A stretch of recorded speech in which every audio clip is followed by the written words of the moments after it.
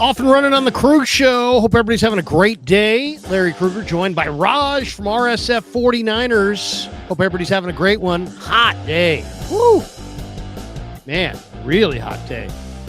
High 90s here in the Creek. Warm day in Southern California.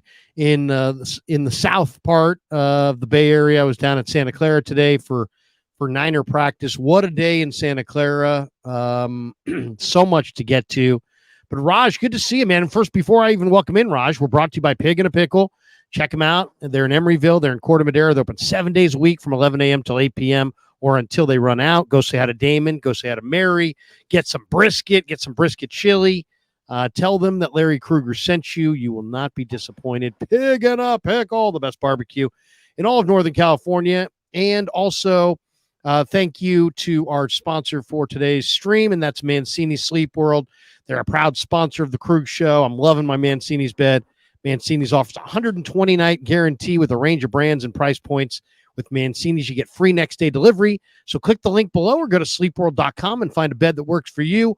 Whether shopping online or visiting in-store, use Krug10 and get 10% off. That's right. Type in Krug10 and you'll get 10% off in-store or online at sleepworld.com. So, Raj, good to see you, man. How are you? And before I started this stream, I didn't even take down my brand, my Niners Nightly brand. So it's sitting up there. Wait, where is it? How do I move it? Hold on. There it is. Okay. And also, of course, we need to tell everybody that we are brought to you by BetUS. And BetUS is fantastic. Big fan of BetUS, and we will do a little wager before the night is over, courtesy of our good friends at BetUS. And this stream is sponsored by BetUS. So you're looking for a new book this football season, BetUS is the answer, and we'll talk more about them in a bit. But Raj, how are you, man? Good to see you. I'm good, man. What a day. What a week. Actually, what a past few days in 49er land. What a time to be a Niner fan. I'm excited, just like everybody else is. I'm hyped up. I am too. It's just today, things got really real. There was McCaffrey, there was Trent, there was Ayuk. The team's back together. They're playing on Monday night. Open locker room. Had a chance to go in and talk to Leonard Floyd today.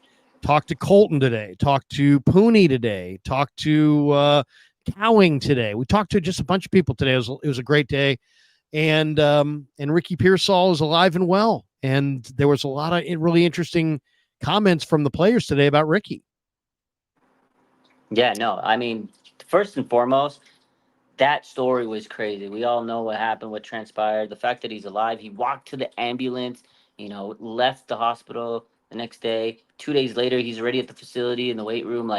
I'm sure it's like a rallying point for the team. I'm sure they're like, man, this guy got a competitive spirit and he's ready to rock and roll for this team.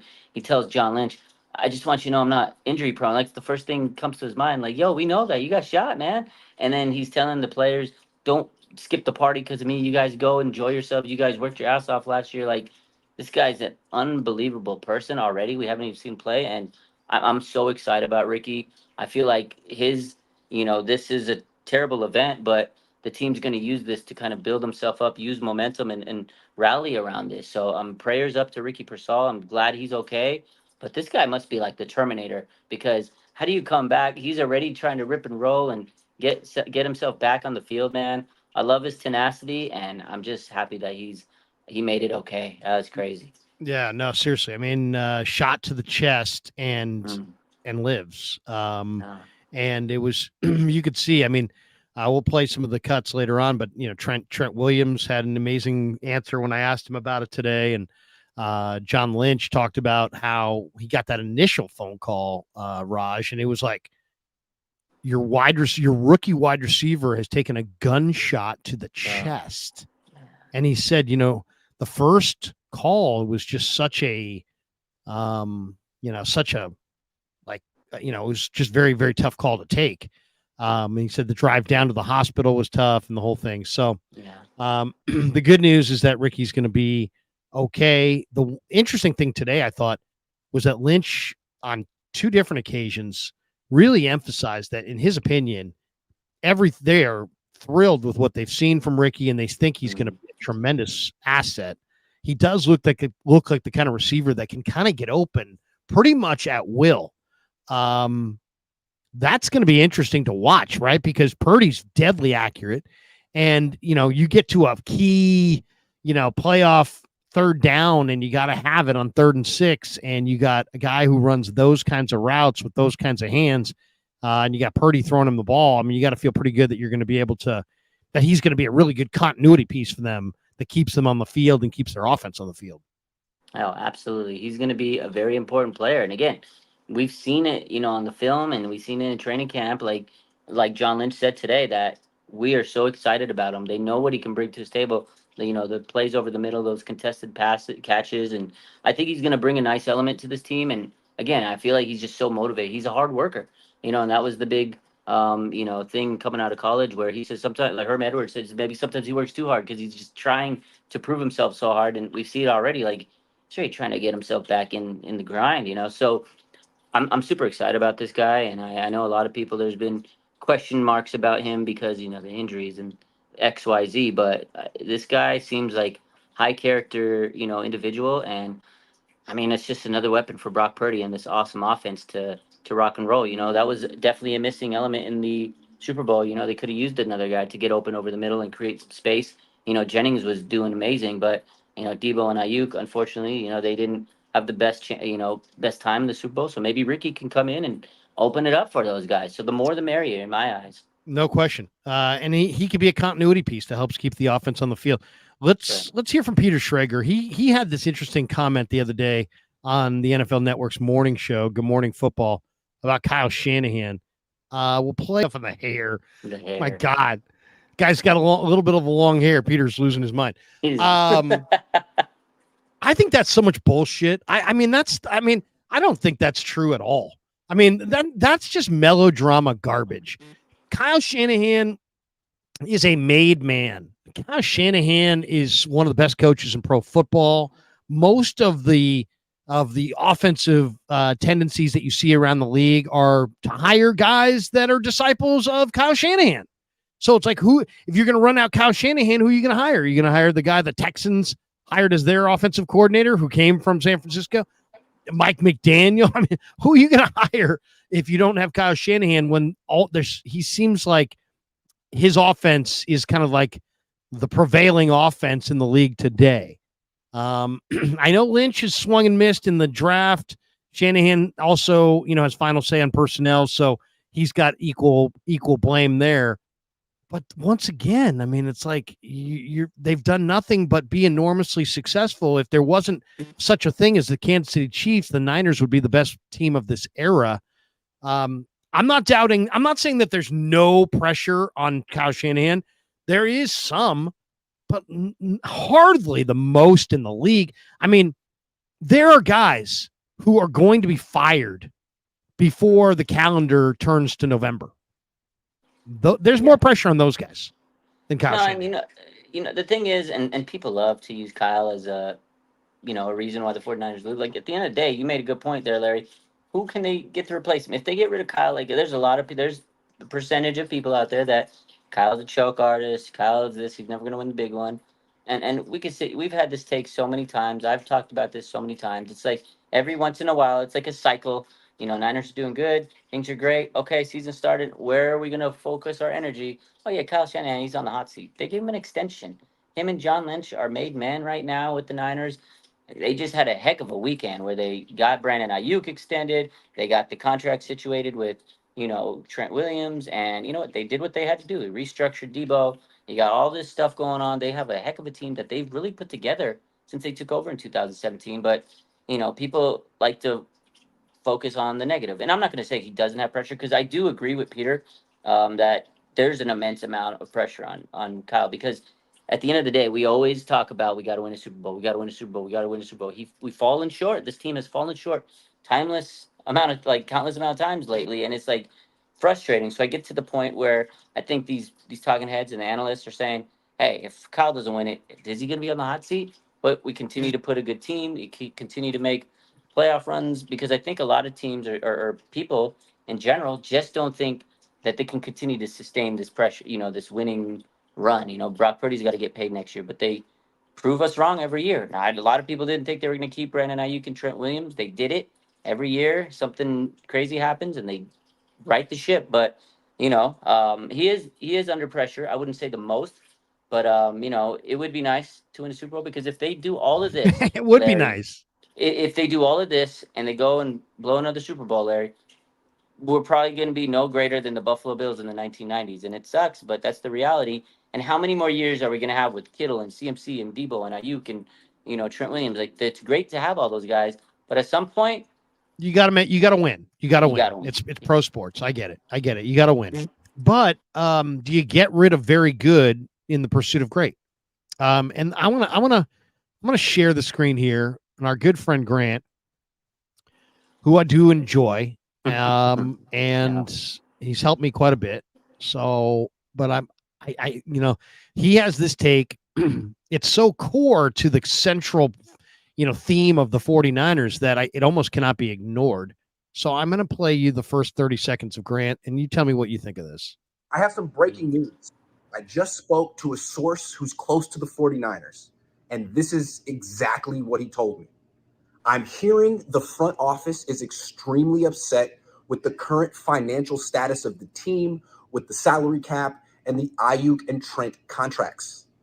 It's Super Bowl or bust, and if it's bust, then heads will roll. The Lynch and All right, so that's pretty much the the Cliff Notes version of it. He does go on and say more there, but you got the gist of it. What do you think? I wouldn't say it's is there? I mean, do you think that there is a figure inside the Niner organization that doesn't like all the big money expenditures of this offseason, didn't like maybe that they were, that they tried to replace Ayuk but couldn't, and ultimately were forced to pay big money to retain him, paid big money to retain McCaffrey, big money to retain Trent Williams. They're going to have to pay Brock Purdy huge money. They rolled over $50 million. They're probably going to roll over $50 million, but who knows, Raj, maybe the goal was to roll over $75 million and to pay Purdy, that $60 million out of a $75 million pool that you were rolling over, $50 million or something. Instead, they're going to roll over less, and it's probably going to be a little tougher financially. That all being said, I don't care what kind of year this team has this year. There's no way in hell that Jed York, a guy who told us in January, not January 10 years ago, January, like last January, that he would have looked at last year as a successful season if they had lost to the Lions. So wait a second. In January, if they lose to the Lions, it's still a successful year. But the next year, if Kyle Shanahan and John Lynch don't win the Super Bowl in year number 8, you're now getting rid of them. Now, he didn't necessarily say that, but heads will roll. That if I say, hey, man, Raj, you got to do this or heads are going to roll, that kind of insinuates you got to do this or you're going to be fired. Heads rolling is another way of saying fired. Is it not? Am I not defining heads rolling well? I think that you defined it very well, Larry. I think that's okay, exactly so what. Yeah, Kyle Shanahan's head is not rolling, and John Lynch, who has missed a lot of first-round draft choices, and Kyle's got the final say. But the bottom line is, you draft to put together a roster so that you can compete to win games, to go to the playoffs, to go to the Super Bowl and ultimately win it. So, yes, have they blown a bunch of picks? Yeah. But they've gotten to the Final Four almost every year in recent memory under this regime. So I don't see Kyle Shanahan getting shown the door or John Lynch. I don't even care if this thing blew up this year and they won 5 games. I still think they'd be back next year. What do you think? If they win 5 games, he's definitely on the hot seat, but I still see him coming back because he hasn't had a bad season. It's like one season where he had a trash season. That was the COVID year, but you throw that year doesn't count. You throw it away, asterisk season. But I wouldn't say heads will roll. I think people would become frustrated and there would be more changes. Like last year, they ultimately lost, and the head that rolled was Steve Wilkes. And Kyle made that decision, said, listen, we got to get rid of this man. Defense was not up to par. So yeah, there was an executive decision. But Jed has said many times he's willing to spend the money to make it happen. And this weekend, what do we see? They spent the money. They know how to work the cap. Parag was a wizard. I will say that yeah, after this year, maybe next year it's going to be a little harder to navigate the cap because they paid a lot of upfront money. Signing bonuses. They had to restructure deals, and and it gets a little tricky every year. So they got to wait a little bit, and it is a little annoying that they do their contracts the way they do. But in the end, it works out. And think about it today. We kind of feel like motivated. I feel like we're hyped going into the season. Had they done these contracts a couple of weeks ago, maybe we wouldn't be as seasons come next week. Now we're like, oh my god, Trent, like an ejected like the like just happiness to the fan base. So you saw CMC back today. Christian McCaffrey's here. Yeah. Brandon Ayuk back in practice. Oh, Trent's in the building. Like it was nice. So I honestly think a lot of times people say, okay, they're failures, they're terrible. Like, yeah, maybe he might eventually get to that point. If you don't win, that's what you need to do. They might have a talk with him, but I don't think that he's gonna lose his job if they win a Super Bowl. But you have to continue to sustain winning. And you get rid of this regime, and then you bring in another coaching staff and GM and stuff. It just makes no sense because now you're going to restart at square one.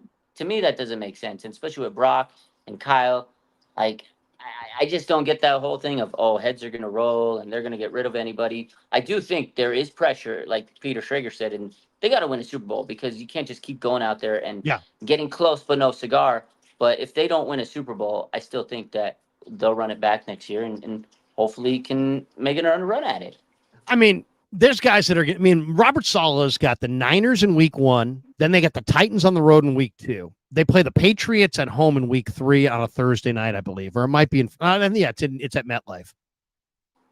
Raj, if the Jets lose the first 2 games on the road and are losing at halftime in week 3, Robert Saleh is maybe on the verge of being gone. I mean, seriously, this is him and Joe Douglas got to do it. It's now or never in New York. There's a guy who's under pressure right there. It's Robert Saleh. And there's several others around the sport that are under more pressure than Kyle Shanahan. But I do agree. And I'll say this. I'm not saying Grant doesn't have a source. If he says he has a source, I'll take him at his word. I believe he has a source. Yeah, I'm not going to argue if he has a source or not. And do I think that there is some people out there who feel like, man, Kyle Shanahan's got more, like, hey, you were brought here to win a Super Bowl. You haven't won the Super Bowl. It's not mission accomplished. There's more to do, and they want to hold his feet to the fire. That's all fine. That, to me, no problem with any of that. I'm in a way, I'm right there with you. It is year 8. They found some creative ways to lose, but once again, Jed just told us in January that win or lose against the Lions, and he was happy. If the Niners had lost to the Lions, I would have gone bananas. Mm-hmm. I would have ripped them up and down. I would have been super negative on the season. You don't lose at home in the playoffs to the Detroit Lions as a 49er team with 5 Super Bowl rings and 5 Super Bowl trophies and call it a successful season. So it was not going to be a successful season, and Jed's dead wrong that it would have been if they had lost to the Lions. But that's the guy who makes the decisions. And if that guy who makes the decisions doesn't think that Shanahan and Lynch are on the hot seat and he's okay with losing to the Lions, something tells me falling short of the Super Bowl in year 8, probably not going to be the death blow for this regime. And again, like, they've done so many good things. Like, I don't think it's going to end up where if they fall short again that they're going to, get rid of them. Whereas, if they do make a run to the Super Bowl, that's just another incredible season. Like, I get it, falling short, nobody wants to have that happen. But here's what I heard this offseason. Like, I heard Brandon Ayuk was going to get traded to the Steelers. I heard Trent Williams was going to retire. I heard a lot of malarkey. But guess what? None of that stuff happens. So a lot of times it's smoke season. You hear rumors. People like to kind of hear these, and again, maybe somebody is saying that. Maybe there is someone in the bill that says, I'm tired of losing, but I don't think Parag or Jed or anybody has that, mindset. Maybe we're wrong. Maybe that is. I've been wrong before. And if Grant's got this one right, I'll gladly give him his flowers. Absolutely. But you know what? There's no chance in hell he's right. Yeah. I don't think there's any chance in hell he's right. And I don't. I'm not even sure that he even really believes it, but I believe that the person who told him it is probably a reliable source, and he put it out there. But I mean, it's just hard to believe. It would just be. I mean, if I said to, I mean, Niner fans would be shocked if Kyle Shanahan and John Lynch were let go. I think at the end of the year, I think they'd be absolutely shocked. Mark Graves is member for 26 months. How did the PA announcing go at Christopher's football game? It went pretty good. Number 7 on the carry, brought down by number 14, Brooks. Did I tell you I did the PA announcing for Northgate High School football the other night? I didn't know that. Yeah, how about that? I'm branching out, Raj. I like it. Larry's all over the place. KMBR, YouTube, freaking. That's right. Now Niners he's announcing Nightly. football games. I love it. A little bit of this, a little bit of that, a little bit everywhere. All right. Brandon Ayuk, Trent Williams, CMC all returned to practice today because of one thing. The Jets are coming to town on Monday night. What do you think? How much do you want to see of all three of these guys? If you were Shanahan, Raj, how would you play your hand? O-linemen typically play the whole game, but the whole game could be 68, 70 snaps. You going to play Trent Williams 70 snaps on Monday night? You damn straight I am. This is a big opener. Brock Purdy, you can't. In any way. What's that? Are you limiting these guys in any way? I mean, I'm not really concerned about CMC because he's been very cautious with the calf. And Ayuk's 26. I'm a little bit more concerned about Trent because of 36. The fact that he's 36. But he did look great today. He looks in good shape.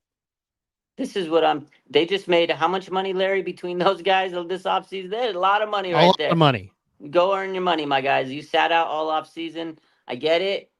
Rustiness. The only way to get that rustiness out, Larry, is to play. And imagine it's a close game. You take out Trent in the fourth quarter because he needs to rest, and you blow a sack because Jake, Moore or something couldn't cover it, and then Purdy gets. We need Trent Williams in there. Go earn that money. You wanted that money? Go earn it. Brandon Ayuk, you want that money? Go earn it. You know what I mean? At this point, I need him to play this game. It's a big game. First season. No, it's a big game. First game. It's a gotta have it kind of game. What do you expect to see Monday night? What kind of game do you think it's going to be between the Niners and the Jets? I think initially it might be, first game of the season. Sometimes teams are a little sputtery. I always see that. It's like offenses are still trying to fine tune things. But I think as the game gets going and the game plans start getting tightened up and the teams kind of make their adjustments, I think it's going to be a great game. I mean, Aaron Rodgers in Levi's, he always has a classic game there, and it's always a memorable game. I remember last time we gave him a little bit too much time, and he marched that damn Packer team down the field, and they won at the last second. I was there, and I just was like, oh, man. So I think it's going to be a good one, and both teams are really strong. Jets defensive line, man, Quinn Williams, their corners. It's not going to be easy against them. They were a great team last year. They just didn't have the quarterback. Now you got Rodgers. Like, Saleh's been knocking on the door. He hasn't had the quarterback. Is Rodgers the answer over there? We didn't get to find out last year because his biggest highlight was carrying the flag into the stadium. And then you had Leonard Floyd, when he was with the Bills, sack him. He ruptured the Achilles. And then today on the Adam Schefter podcast, Leonard Floyd talked about how he was getting death threats from the Jets fans. So this is a big game. I think it's going to be a tight, close game. I think ultimately it'll be maybe a 6 to 8 point differential around there. I think it's going to be close. It's going to come down to whoever has the ball last in the fourth quarter. Talked to Leonard Floyd today about that too. I said, because I'd heard that maybe that was going to be a motivator to him. And he downplayed it. He downplayed it. But come on, man. Somebody calls up and threatens your life. I don't care. You're going to take it personally. And yeah, he's going to be going full bore Monday night against the Jets. The Niners, by the way, are a 4.5 point favorite. That game kicks off at 5:20 on Monday night to end week 1. The over-under is 43.5, which is a really low number. And you know what? I think my wager this week on this one is the teaser. I tease it up to 50. Tease it up to like 50.5, something like that. Maybe 51 and go under. I think it's going to be a low scoring game. I think the Niners, the Jets defense last year was top 5 across the board, except against the run. Against the run, they were 25th. I expect the Niners to come out and run the ball, whether it be Mason, McCaffrey, whoever they're going to run all night. I think it's going to be a heavy run game plan. And I think the Jets are going to try to do the same at the Niners, and Breece Hall's a talented player. So I see both teams having, a rush, heavy, maybe 55-45 run pass. So I think this game, if I was teasing it, I hate to do this because it's like, I don't know if I'd probably rather tease it the other way in an under game and tease the Jets. Let's say it's -4.5. So right now you could go, Jets plus on a 6.5 point teaser. You can go Jets plus 11. That might be the way to go. Jets plus 11, but under 51, something like that. If I, or would you rather bet Niners plus 3 and under the 51? I'd take those points on the Jets. Honestly, I think it is going to be a close game. Like I said, Aaron Rodgers in Levi's. I know it's a match he's probably been, circling on his calendar, and his first game back. I'm sure he's hungry to go out there and prove himself. He didn't even get to play last year, and last year was supposed to all this hype around the Jets. I remember early in that season last year was in off season. Everybody was talking about Jets, Super Bowl run, and it just fell apart after those first 4 plays. And I think he's so hungry to come back and show that he's still Aaron Rodgers, because people are questioning him this offseason, Larry. He had ruptured Achilles. He's not getting any younger. He's up there in age, and I think he's got something to prove, chip on his shoulder. And the Niners, too. Brock Purdy, this is a year where he didn't have to rehab or anything. It's his first full go, fully ready to roll. QB1, he's got a lot of pressure on his shoulders. Both quarterbacks should be, locked and loaded for a good matchup. But you're right, run game, both teams, CMC, Breece Hall, 2 fantasy monsters. If you're playing fantasy sports, you want to help. Both of those guys are going to do good. Last year, Niners run defense, it wasn't too great at the end. How's Nick Sorensen and this defensive line going to do? Just so many big matchups. Ayuk, right, against Sauce Gardner. That's a matchup galore. Garrett Wilson on the Jets versus Mooney Ward. So many matchups. I think it's going to be a close one. Both teams are good. Saleh versus Kyle Shanahan, the master and the apprentice, man. Just so many great storylines. A lot of former Niners on the Jets, right? Yeah, DJ Reed, Solomon Thomas, Javon Kinlaw, revenge game, man. Like, come on. I think it's going to be a close one. I honestly see in it, like I said, maybe a 6-point differential. I say 24-17 ish in that range. It's gonna be a close one. I want to play a cut for you. This was I thought the cut of the day today. I mean, if you say what was the highlight of 49er camp today, I'm going to give you this one. I don't know if you caught all the sound today, Raj, but this is the question that I asked Trent Williams. Well, I got a couple cuts. Give me your thoughts on all 3 of these. Here's Trent. Teammate, and this caught me by surprise. I asked Trent about Pearsall and the direction that he took it surprised me. Here's Trent Williams talking about this question. Yeah, this was big. I asked Trent this one. Good question. On this team and obviously the thing with Ricky Saturday was pretty scary. Yeah. There's a lot of young heads in that room that look up to you. What would you say to them about handling themselves in big cities as a target, as a pro athlete? Yeah, I think that's like you said. But just touching on that, I honestly that. To be real, I felt more compelled to come back after that than anything because, I've never experienced that like in my playing career to have a teammate, shot, so to speak.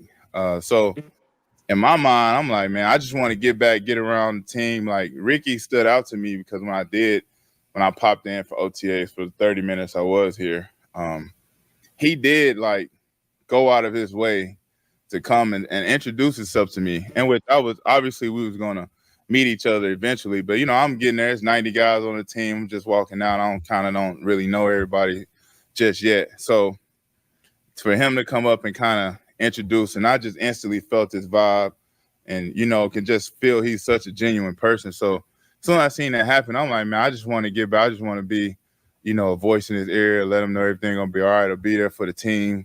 A lot of people probably hurt and confused about what happened and thinking that am I next, so I wanted to be around for that.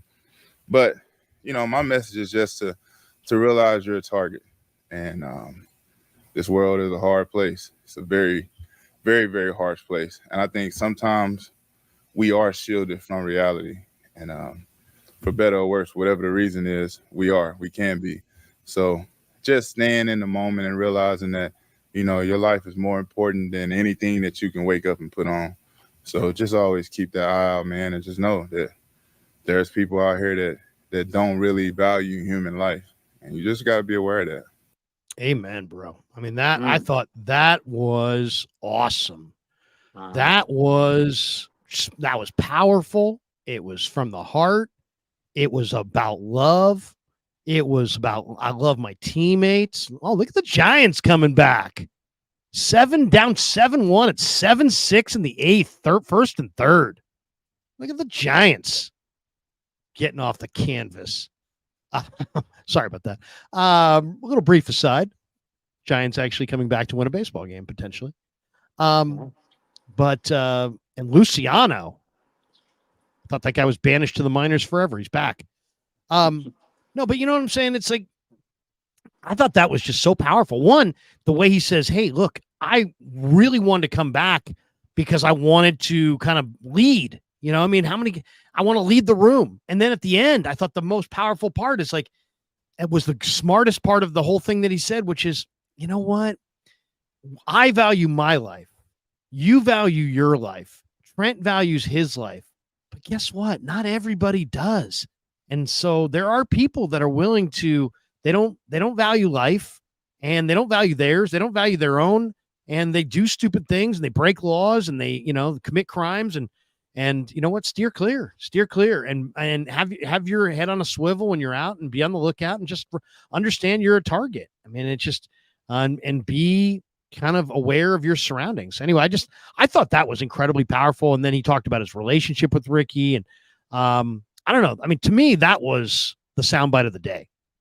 Yeah, that was an amazing. That was an amazing quote. That's probably, like you said, it was the best clip of the day. It went super viral. Everybody was talking about it because not only did he say, "Hey, I wanted to come back for my teammates, but I wanted to be there for Ricky to lean on." Like, that just shows how much of a leader he is. He's an absolute true leader. Like, you could tell they look up to him. That's why he has 2 lockers in the locker room. Like, it's this. That's why he's nobody cares. The guy could have 3, nobody would care. He can have 20 in there because they know he's like the Messiah. You could probably go up to Trent and say, "Hey man, I need some assistance." And he talks highly about players. He trains the guys on the off season. I remember when I used to talk to Spencer Burford, he says, "Yo, Trent invited me up to his home in the off season. We're going to train." Like, he takes people in, trains them. He wants the best out of everybody. When the Niners name captains, Trent Williams better be the first guy named captain because he is a true leader of this team. Unbelievable guy. 100%. No question.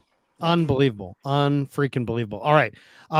Okay. One before Raj goes, he should be his bodyguard. Like Val said, Trent should be Purcell's bodyguard. You know what?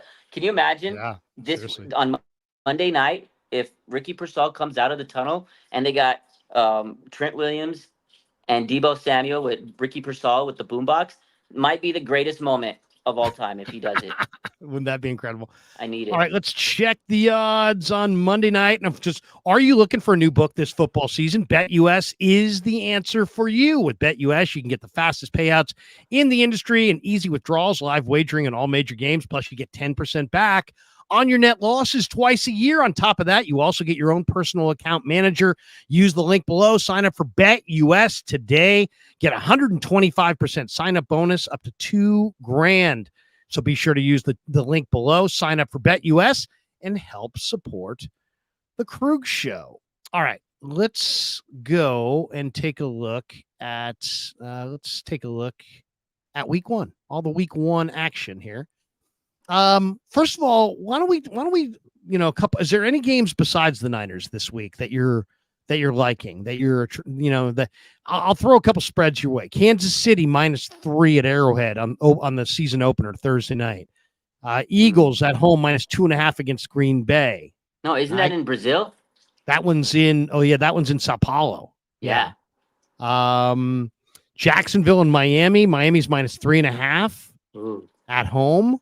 Kind of like Miami in that one. I like that game. I like that. Pittsburgh, Atlanta. Pittsburgh's 3-point dogs on the road. Giants are +1 at home against the Vikings and Sam Darnold. of like the Vikings there. Saints -4 against the Panthers in the dome. Probably like the Saints there in the side of the Super Bowl. I like the Saints in that one. Bengals -9 against the Patriots. That's a big number. That's a big number. That's a big line. Wow.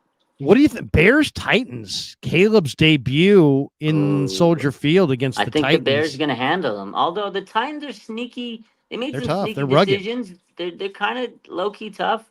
But I think the Chicago Bears will win in Caleb's debut. I think I'd roll with Caleb. How about Buffalo giving 6.5 at home against the Cardinals? But let's go to the Niners Jets. Let's go to Niners Jets. It's Niners -4, Jets +4. You can also go Niners on the money line at -215. You can go Jets on the minus line at the money line at +183, or you can play with the total 43.5. It's a really low number, but I think it's going to be a low total. We already kind of talked about this one. You if you can't tease and you're just going with the spread, you want to go Niners -4 or Jets getting the 4? I'd take How close of a game do you think it's going to be Monday night? I'd take the Jets on the points. I really will. I really think it's going to be that close of a game where I would take the Jets on the points. I'm going to go with you there. I'll go with the Jets plus the 4, and we'll risk 20, and we'll place it there, and there we go. We win 1905. So once again, are you looking for a new book this football season? BetUS is the answer. With BetUS, you get the fastest payouts in the industry and easy withdrawals, live wagering in all major games, plus you get 10% back on your net losses twice a year. On top of that, you also get your own personal account manager, so all you got to do is use that link below, sign up for BetUS today, get a 125% sign-up bonus up to $2,000. So be sure to use the link below and sign up for BetUS and support the show. And we appreciate BetUS for being a proud sponsor of the Krueger Show. All right, last thing, and then we're jetting. Ayuk today had a fantastic quote, and to me, this is another guy who, he's not doesn't always say things. But I mean, this question had to be asked, and I won't call it a fantastic quote, but here's the question that I had to ask him today, and I'm going to ask you after if you think this is a fair question by yours truly. But here we go. Here is Brandon Ayuk in Santa Clara. Ask the question. Brandon, why did it take so long? It was laborious and it was tough to cover from this side. Why did it take so long from your perspective? Just trying to make sure we got to the right spot. Just trying to make sure that everything was covered and make sure that we were good on both sides. There you go. But do you think it's a fair question to be, because it did take forever? Didn't you think that question in some ways almost had to be asked? Now he can say whatever he's going to say, and he didn't say a lot, but to me it seems like the thing went so long it had to be asked. Yeah, it was one of the craziest sagas I've ever witnessed. Like, it was a long drawn out process, and it was just to the point where they thought they were going to get rid of him, and it just every week it was like, okay, no new update, but here's an update. It really dragged on this whole summer, and it did have to be asked. Brendan Ayuk's a man of few words. He doesn't say a lot, but one thing he did say in this interview, which I appreciate him for saying it, he's kind of a self-aware king, because he said, hey, at the end, I probably made it a little harder than it should be. He took a little accountability on that and said, it probably shouldn't have been as crazy it was towards the end because we're good. So, and the reports came out where the contract was on the table for a couple of weeks, and he just was like, eh. So honestly, my big takeaway with these contracts they did this year with Trent Williams and Brandon Ayuk, honestly, I just don't think they wanted to practice, Larry. Bottom line. Though Trent said, "Hey man, I love training camp," but he doesn't. Yeah, you know what? I think there's something to it. They, practice sucks, and you sit there, and you know what? Both guys, you know what? This is a tired deal. I hate the fact that the Niners can't get these guys signed on time. As long as they don't get injured, knock on wood, then I guess it's all right. But the problem is the Niners are inside their Super Bowl window. They got a rough schedule in the second half of the year, and they need a fast start. And now they're going to be leaning on guys in Trent and in Brandon who, haven't played a lot of football in the last month. Yeah. And Brandon's case hasn't played any in a year. So I'm eager to see what it looks like. Yeah. That's going to do it for us. Thanks to Raj. Thanks to all of you. Thanks to if you caught Niners Nation earlier tonight, or Niners Nightly on KMBR. I'll be back tomorrow at 6:00. Check that out. We're doing it every night, Monday through Friday from 6 to 7 on KMBR. And then if the Giants are playing, it'll be on KMBR's YouTube. Raj, what do you got cooking the rest of the week? I know this is game week here, so we're right in the midst of it. What do you got cooking? You got anything going? Yeah, actually tonight before I came here, I was at the Plex. We do our weekly show there. I did that. Nice. That was fun. We got a lot of things coming. We got a couple guests. Actually, I saw Dre Greenlaw at the Plex tonight, and we talked to him. So maybe some things in the work there. My friend knows him. He, my guy that does my networking and stuff. We kind of talked to Greenlaw. We got some stuff in the works with Patrick Willis, so hopefully that comes up. But big year, man. And then the rest of this year, obviously live shows, previewing the game. We'll do our Friday night prediction, and then Monday Night Football. I'll be at the game. I'm excited for that one. So yeah. Yeah, man, you do an incredible job. Everybody give Raj a follow, RSF 49ers on Twitter. And of course, he's got the YouTube blowing up, dialed in. And of course, catch him on, catch him on the gram, where he's absolutely exploded. Raj, great stuff. Thanks to you. Thanks to all of the people out there. Have a great night, everybody. Peace. Thanks to A Pig and a Pickle. Thanks to BetUS. Have a great night. Peace. Yeah, never met a man I've been scared.